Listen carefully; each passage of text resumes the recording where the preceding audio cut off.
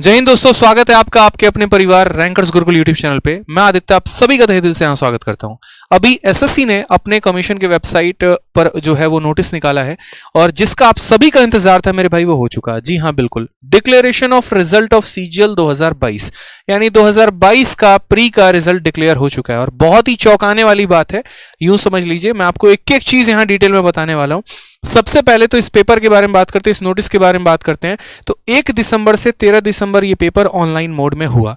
ठीक है, multiple shifts थे यहाँ पर और इस बार अलग अलग लिस्ट भी आई आपके यहाँ पे। तो पेपर बहुत अच्छे तरीके से हुआ, उसमें कोई दिक्कत नहीं आई।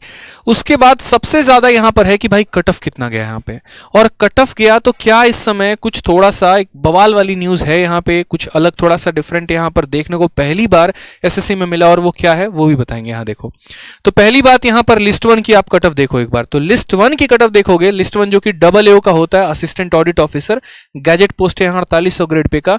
तो उसमें एससी का कट ऑफ 137 है, एसटी का कट ऑफ 131 है, ओबीसी का 152 है, ईडब्ल्यूएस 154 है और जनरल हमारा 158 है।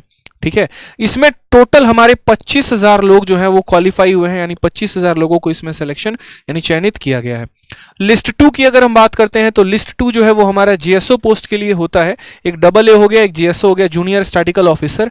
इसमें एससी की कट ऑफ 150, एसटी की कट ऑफ 150, ओबीसी 167, ईडब्ल्यूएस 169 और जनरल का इसमें तो कोई चर्चा ही नहीं है यहाँ पे। ठीक है, इसमें 1149 लोग टोटल क्वालिफाई हुए हैं।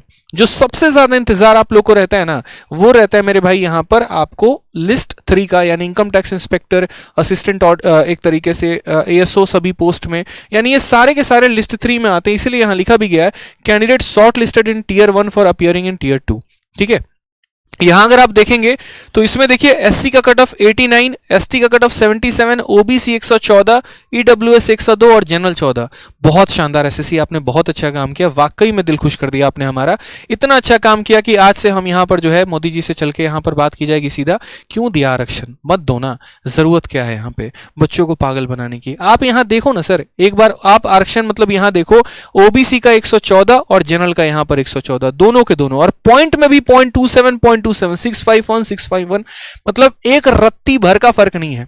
उसमें भी यहां पर जनरल में 73,000 कैंडिडेट हैं और यहां पर अगर हम बात करते हैं ओबीसी में तो 98,000 कैंडिडेट हैं।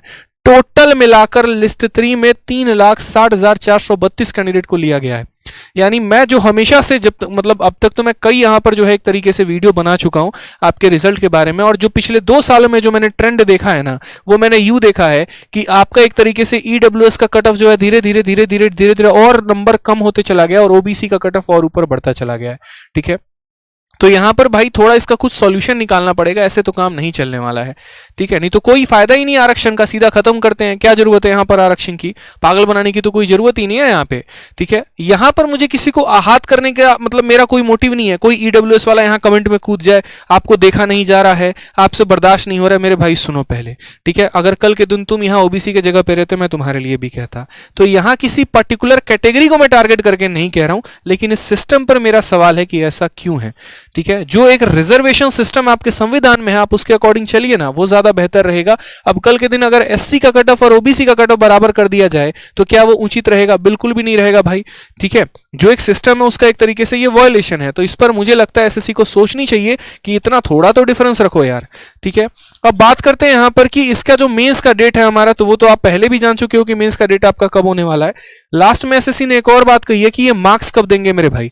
तो मार्क्स जो होगा वो 22 फरवरी को आपका आने वाला है और 22 फरवरी से 8 मार्च तक आपके टोटल मार्क्स जो हैं वो वेबसाइट पर रहेंगे। तो अपना एडमिट कार्ड अपने पास रखिएगा मार्क्स को देखने के लिए, क्योंकि अपना यूजर आईडी और पासवर्ड आप वहीं से निकाल के फॉर्म पे भर के और तब आप अपना मार्क्स देख पाएंगे।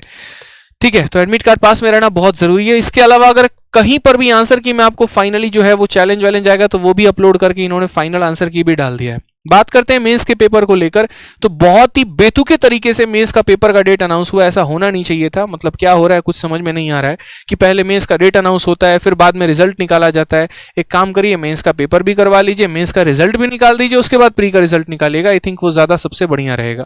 मतलब ठीक है, आप जाग गए हैं, इसका मतलब ये थोड़ी है कि सबको ऐसे जगा देंगे कि बच्चे यहां परेशान हो जाएंगे। एक बच्चे को समझ में नहीं आ रहा, पूरा एजुकेशन सिस्टम सा हिल रखा है यार। आप ये देखो पहले, ठीक है, कि टाइपिंग भी होगा, चारों सब्जेक्ट भी पढ़ने हैं, उसके बाद यहां पर जो है कंप्यूटर भी पढ़ना है। मतलब इतनी सारी चीजें हो रखी है, एटलीस्ट कुछ तो टाइम देते सोचने का यहां पर बच्चों को।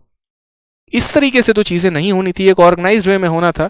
लेकिन अब जो हो गया अब उसके बारे में बात नहीं करे तो बेहतर है, वो हमें फालतू की नेगेटिविटी देगी। अभी जो हमारे हाथ में वो ये है कि जितने बचे हुए दिन हैं उनमें अपने प्रॉपर तरीके से सिलेबस को रिवाइज करना है। जितना भी समय है बढ़िया तरीके से आप उसे यूटिलाइज करिए। ये चीज़ें तो मेरे भाई चलती रहेंगी, इसमें क्या कर सकते हैं आप यहाँ पे।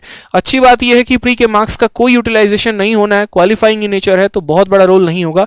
यानी असली योद्धा यहाँ पर वही होगा जो मेंस में ढंग से फाइट करेगा।